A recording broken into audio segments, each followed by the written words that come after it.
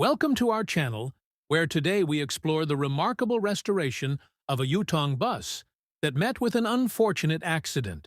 This project showcases the dedication and skill of Pakistani workers who are committed to reviving this vehicle to its former glory. As we begin, let's take a closer look at the bus's condition post-accident.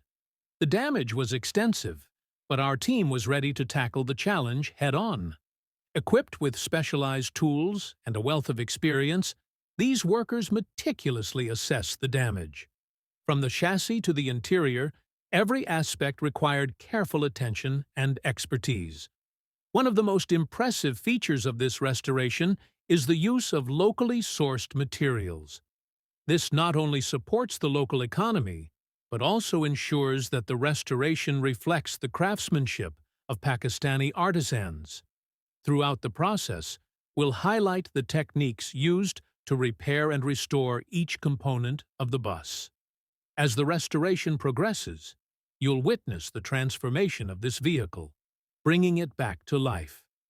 Join us as we celebrate the hard work and determination of these talented individuals. Stay tuned for updates on this inspiring journey of restoration and resilience.